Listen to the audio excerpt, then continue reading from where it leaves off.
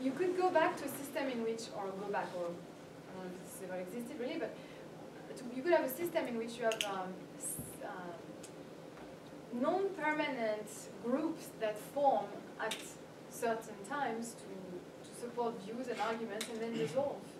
That's what, you know, at least in the phase where they were born, that's what the Macron En Marche movement was, that was what the Five-Star movement was. I mean, now they've solidified into actual parties, but I'm not sure you need the stability of a historical group of people whose sole purpose is to gain power and live on the, you know, anyway, so I'm not so sure what I think about parties, to be honest, but I'm not very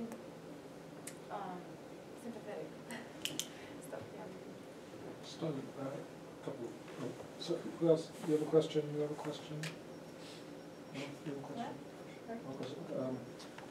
I have a couple of questions that I'd like to ask that are general, basically, to your project. As you know, let's see, there's basically three. I won't ask about legitimacy, it's not that important, it seems to me. Criticisms of democracy of any sort have often stemmed from this fear.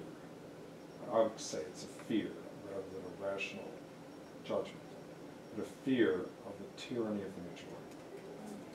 I happen to think that most political systems suffer from tyrannies of the minority, and the idea of a tyranny of the majority is actually a myth produced by anti-democratic elements in society. Nonetheless, it's out there, and it's based on the idea that you really can't count on ordinary citizens. They are liable to become emotional and also to lack the capacity to make judgments, and if they get their hands on the reins of power, this will distort. And so you referred to this earlier in terms of the myth of a meritocracy, or the myth of justice of the rules or the incompetent citizenry. Nonetheless, is your set of institutional practices that are designed to move between representation and democracy, to create new institutional linkages between them, do you think they are sufficient to deal with this worry, or is it really not a worry for you? That's one question. The second question is that when you talk about democracy, you're only talking about it, I don't say this in a negative sense, but you are talking about it principally in a political sense. You're not talking about it in terms of economic democracy. And is there an issue about whatever democratic institutional framework we're going to come up with, if it's going to be present in a society where power is basically generated through a capitalist economic system? Wow, these are really big. Yeah. So the third question is a truth question. I mean, it came out at the end, and that is to say that you, in resisting partisanship as a benchmark for your understanding of how to reform democracy, you said that you really didn't see partisanship as getting us nearer the truth in the way in which deliberation does. So, but you didn't actually talk today, here, but you do elsewhere in the book, about deliberation. And deliberation could be just thought of as what you do before you decide. And maybe you don't deliberate, maybe you just decide. But, you know, if we're not just acting instinctively, we do engage in some form of deliberation. But it could be the case that somebody thought that there are different kinds of deliberation, and some are better than others. So if you could talk a little bit about your understanding of deliberation, that would be helpful. So those are just the three questions I have. I'd like you to say more about. Yeah, so the big one, I guess, is the criticism of democracy and the fear of the majority. And of course, it's a worry for me, absolutely. But I do think that it's been too much of a worry for our political theories, if you want. We've turned the screw too tightly on majoritarian principles, I think. Mm-hmm. And partly for the reasons you mentioned, I think. I mean, there was a self-serving interest of elites to make it sound like this terrible danger on the horizon, and then it history, to be fair. But I do think that we should try to think about the internal resources that democracy have to protect themselves against their own worst instincts. Because let's face it, I mean, the trade-off will be if you have less majoritarian responsiveness, it means you have more minority rule. How is that good? It's a trade-off that we have to face. If it's not tyranny of the majority, it's going to be tyranny of the minority. So I'm just interested in trying to push back a little against the liberal pressure to restrict the domain of majoritarian decision-making, which I think has gone too far, and expand it a little bit more. And I don't know how far, and I'm absolutely convinced that we should make sure the gains in individual rights we've made over the last centuries do not get threatened. But I think there's space here before we get back to a dangerous place to increase majoritarian rule and responsiveness. Because all the things that, you know, the checks and balances, the veto points that have been created, for example, in the US, for the most part, I think empirically it's demonstrated that they've served powerful minorities, not weak ones. So I think we could push back against that. So I don't know if you know this book by Josiah Aubert that just came out on democracy before liberalism. And oh, he shows that basically classical Athens had internal resources to protect itself from its own, you know, irrationalities and worst instincts that are very comparable to what liberalism would later call constitutional entrenchments, rights, even though they perhaps didn't have a vocabulary and they didn't call it that way and they didn't conceptualize them that way, but they had the same effects. So it goes to show that that democracy before liberalism had certain internal resources to protect individual rights and at least the set of rights that are necessary for a democracy to work. And those might not include rights we very much care about, like property rights or religious rights. But it would still be enough, you know, of a large enough set of rights that it protects individuals against certain abuse by majorities.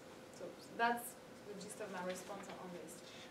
And one of the principles, the first principles of my open democracy paradigm is what I call empowerment rights.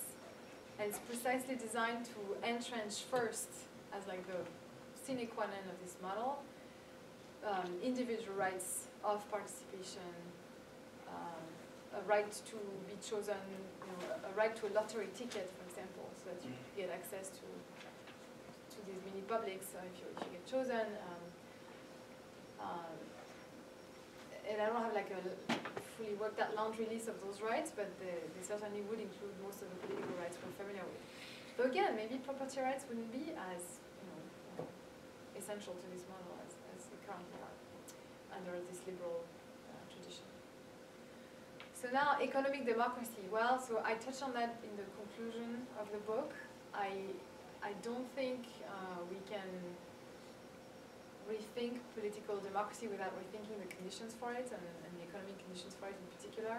So I'm convinced that this has ramifications for the way we structure corporations, think about workplace democracy, things like that. But I just don't have the space in this book to tie those things together, so I'm saving it for the next volume or the one after, actually. So, but yes, of course, I do think that I tend to think also that this dichotomy, capitalism, socialism, it's very much a 20th century dichotomy, and so we need to just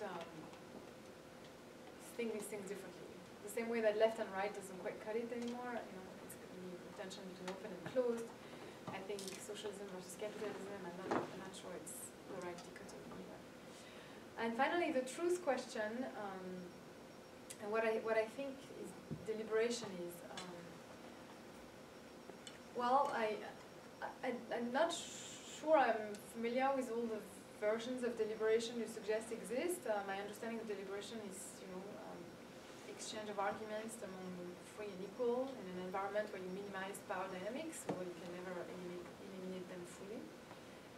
It includes the exchange of stories. It includes the management of emotions that tend to run high. So, for example, in the deliberations of the Icelandic Constitutional Council that I studied, they cried, they hated each other, they had to make up after the debates, at the pub at night. I mean, it's all part of the deliberation. I'm trying not to have a hyper-rational ideal of what it entails, right?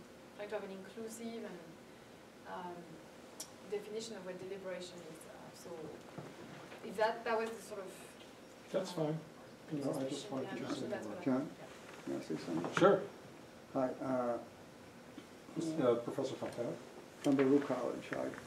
I really enjoyed your talk, and I think your talk sort of hits the nail on the head in terms of how valuable is democracy in the contemporary world, and also the question of what do you mean by democracy. But I just have a few comments. First is this question of, in ancient Athens, the women, the slaves, the metics, Yeah. they were excluded. So there was no inclusivity there. There was no inclusiveness. But the major division there was between rich and poor. That is the oligarchs and the democrats. So in a way, the Athenian democracy of 5th century Athens, the ideal, the one that we all referred to, was basically a proletarian democracy, where the proletariat was in power. And it basically exercised a proletarian dictatorship, almost like Lenin's dictatorship, in the sense that those who did not have too much property, they controlled all the mechanisms of power, and they heavily taxed the rich in terms of the liturgies and the other things. But that's fine. That's so. But in the modern world, not only do we have a distinction between rich and poor, but now we have in Britain and in France and Europe in general, especially with this migration business, and definitely in the United States for a long time. Now we have not just rich and poor, but now we have multiracial and multi-ethnic diversity. From my understanding of the history of democracy, there has never been a democracy that has not been uni-ethnic or uni-racial. A multi-ethnic, multi-racial democracy I have not seen. The examples that I see here, Iceland, or Sweden, or Finland, these are all white, one ethnicity. So what kind of inclusiveness is there? And then the third thing is, I want to pick up on John's thing here on the question of truth. Truth, in the political sense, is whatever the one who has power makes it to be. Is there such a thing as the use of? Is there the use of a methodology by which we can use reason to come up to achieve an objective truth, independent of power, independent of passion, independent of self-interest or economic interest? Now, I don't think it's possible to have that kind of deliberation. I think deliberation or reason is infused or tainted with questions of self-interest and economic interest and passion. Now, I see your ideal and I want your ideal, but I see problems in achieving it. Yeah. Okay, these are fantastic comments. So of course I should have said that the model of ancient Athens is only desirable to the extent that we correct for all the exclusions that they were built in and the slavery and all that. Of course, this was sort of taken for granted, but very, very much worth emphasizing. I also agree that the major division was between rich and poor, and that this was a proletarian democracy. Indeed, it was. I mean, it's amazing actually that they could tell the rich, okay, you're going to have the great honor of spending a couple of million drachmas whatever with the currency to finance the ships and buy the ship for the, and they had to do it, and they did it. So. And not to mention the plays, the dramas. And the plays and all the religious, right. yeah, no, it's extraordinary. So I don't think philanthropy today is, you know, anywhere close to the sort of thing they were doing back then. Maybe we should, you know, Daniela Kamak, my colleague, that's what she thinks we should, you know, bring back. Forced expropriation. But you yourself said it's either a question of determining the majority or determining the minority, and I agree with that, with your statement. Yeah. Well, but that also connects to this question of the economic, you know, fundamentals. Like, can you have a democracy when there are too large inequalities? And I don't know how bad the inequalities were in ancient Greece, actually, but I think they were not nearly as bad as they are now. I agree. And now it's become yes, that's true. An abyss between the richest and the poor. So I don't really have an answer. I just agree with you.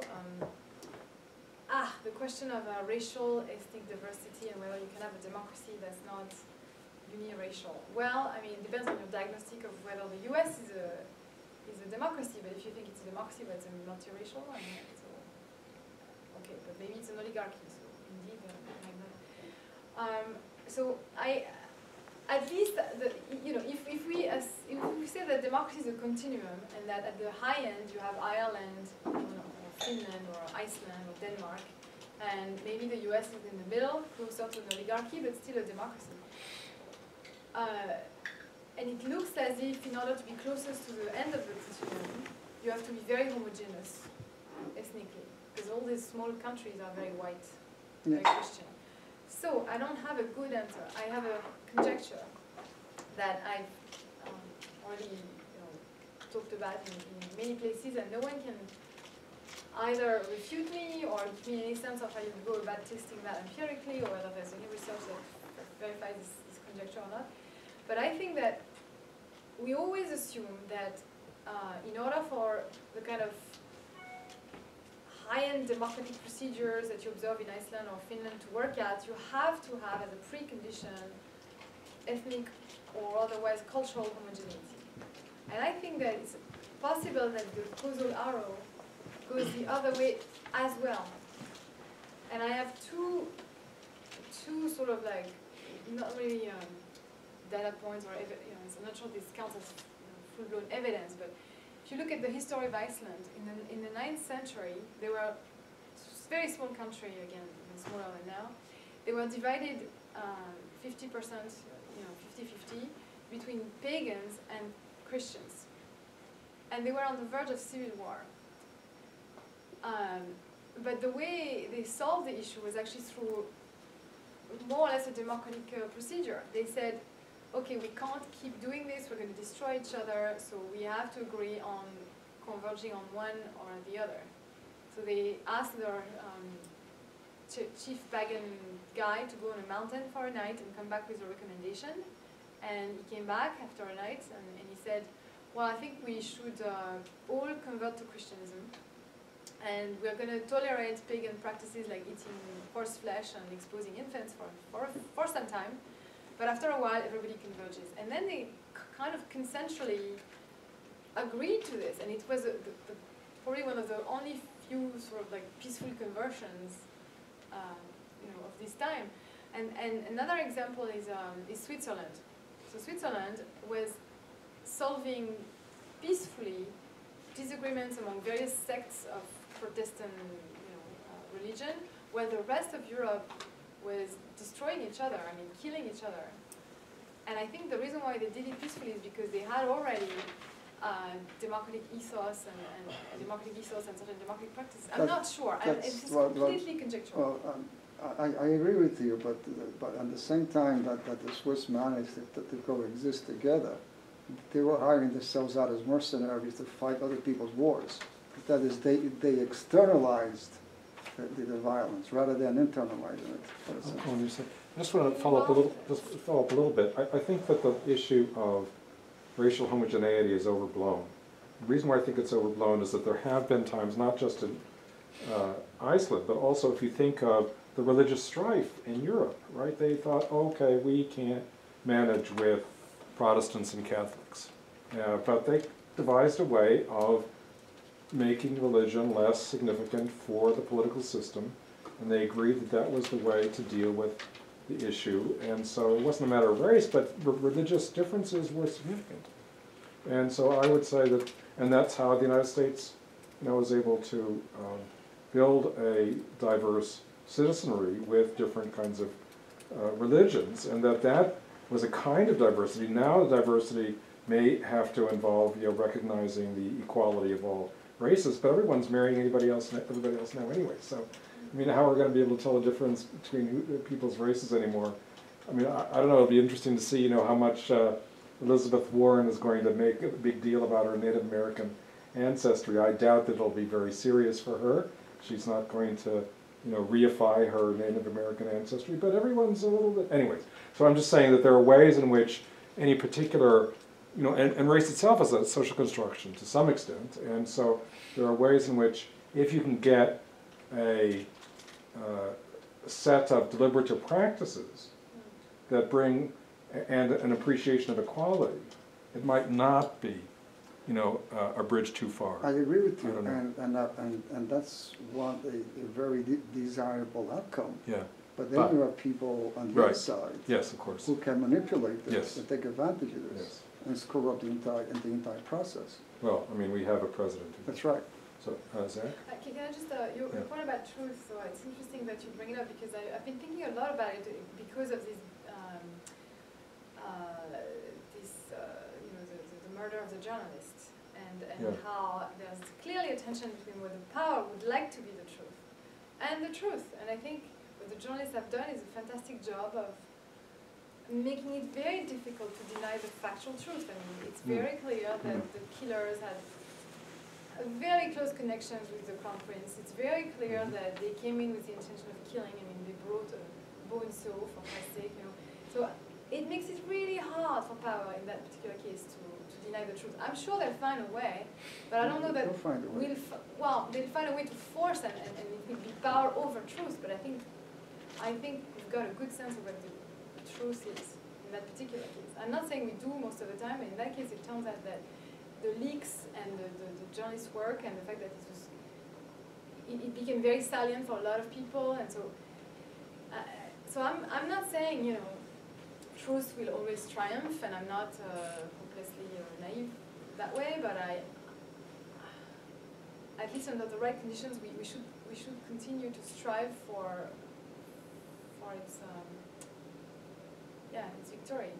I agree. Zach? Yeah, so just somewhat briefly, I think what I really liked about this is this paper resonated with a lot of intuitions I had, but I think you gave a vocabulary to it. And one of those intuitions was the kind of the U.S. Democrats the way that they sort of critique how the U.S. is undemocratic seems to presume this kind of that what democracy does is it ought to represent some sort of underlying policy preferences of citizens, but because the Senate is like this. But something about that frame of thinking, I think, opens up the citizenry to a bunch of different, effects of power. If we assume that, then we devise all these ways to tease out what people's true preferences are. And I think, this gives a way to think democracy outside of that. And then also coming from the partisanship way, and that, sort of vigorous, sort of agonistic parties are the way to go, and that sort of helps solve things. I feel on arguments like that, there's always some back end that's oh, but let's develop some openness to people.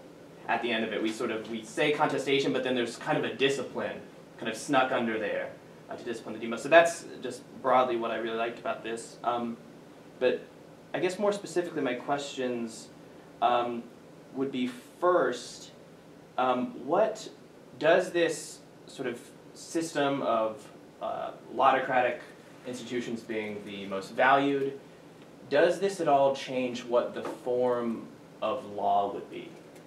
Because what I'm wondering is so we have these laudocratic institutions, clearly they're not technical experts. Would it be kind of like Mill's thoughts on representative government, where there's a deliberative body, but then there's kind of a group that then takes that and turns it into law in some way?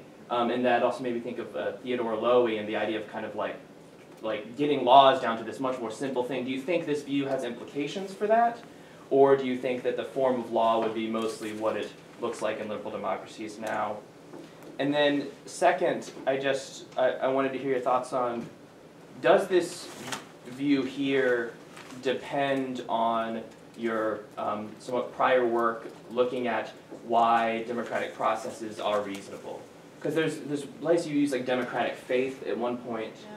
Do you think, is this view dependent on that prior work of yours, or is this sort of defensible here, that this equality and inclusion, it's sort of just a faith in citizens and there's kind of this good of dignity or something, I don't know what you would call it, but there's some kind of intrinsic good there, or not? Oh, okay, so I can answer that last question the fastest. I was trying with this book to make it an independent contribution to the literature, whether or not you buy my previous work on the systemic properties of democracy. Right? I didn't want to hang the value of the contribution on the value of the previous contribution. So I do try. I think the way I envisage it was like it's a clarification of the concept of democracy, and it's a defense of it if you buy the value of inclusiveness and equality. But I'm not going to provide here a defense of those two values. Okay. Right? It so happened that I do think that the values of inclusiveness and equality are partly, because of the epistemic properties that positing them has. But you don't have to buy that. You can just, if you buy inclusiveness and equality for other reasons, it could be a religion, it could be anything, then it should follow that you should like my model of open democracy much better than an electoral democracy. That's the idea. So would my system change the form of the law? I think so, actually. I think so. Maybe not like radically, but I think it would simplify it a bit. I mean, perhaps even considerably. Because, I mean, let's face it, like who's writing the law in the current system? It's not legislators, it's actually lobbyists and committees of experts. And then they write these things in legalese that's inscrutable. And then they give it to legislators to rubber stamp it and just add some clause in. Well, I don't think it can possibly be worse to pass it through the filter of ordinary citizens who hopefully will not have to spend most of their time campaigning and raising funds, but instead be full-time devoted to making law. And I think they would have to understand what they're reading, so it would have to be simpler. So that's a hypothesis. I'm not entirely sure. It could be, and I'm open to the possibility that a better system is a bicameral system where you get rid of the Senate and instead you have the House of the People, whose job is agenda setting, tell the Congress tell the elected assembly what to do and what kind of laws to write, but doesn't write them. And then it's still the elected assembly who does that job, but under strong pressure from the People's House, if you want to call it that way. Or it could be that the People's House has a function of review. It can veto laws, or it can send them back, or maybe more like the Senate, I assume. So I'm not sold on like one model, as I say in the book. I think these questions can only be answered empirically and deductively, and after a lot of trial and experimentation. But I do think that my experience from the Icelandic case is that people want to be able to read and understand the law. And even if it gets very technical, there's a way to make it simpler. There's a way to make it more readable. I think the unreadability has partly to do with the lobbyist interest in obfuscating a lot. So, if you remove that incentive, I think it should be a little bit more manageable. So I teach at a law school, so I should have a reaction to this issue of bells. What's your name, sorry? Young Jay Lee. I teach at foreign law school. There's one worry. I mean, what you're saying makes sense in terms of ordinary people writing these laws and how that's a good thing in many ways. I guess one worry is that these things I assume will be done piecemeal, but there's like a whole body of law it will sort of fit into. Yeah. So, I mean, at some point you have to do some experts who understand whether this would like mess up something else, Yeah. right? That's been around. So maybe this sounds good, but if you don't change this other thing at the same time, you might end up with Yeah. problems. So, you know, I think as a general idea what you're saying makes a lot of sense.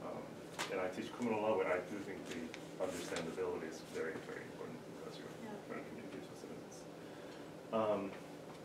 I have some reactions to the, I really like the chapter, right, but it's the only thing I've read in this, although I did read your other book about democratic reason. I want to ask about the accountability discussion.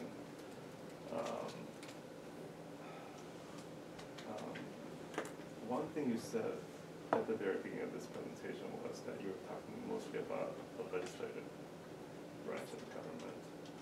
But when there's a crucial moment in the chapter where you talk about, well, okay, maybe the autocratic model and the I can't remember what you self-appointed model or something like that. So people who could sort of volunteer to serve on things. Well, maybe they're not so accountable, but look at the juries and courts and so it felt to me a little bit like you're cheating at that point. You're bringing other branches of the government, and especially something like the jury, they're almost designed not to be accountable. The worry is that if they're too accountable, if they actually have to answer for their decisions, they'll kind of corrupt their core mission, which is to interpret and enforce the law, as opposed to doing what the masses want them to do, right? So you might have someone as unpopular as Harvey Weinstein now, right?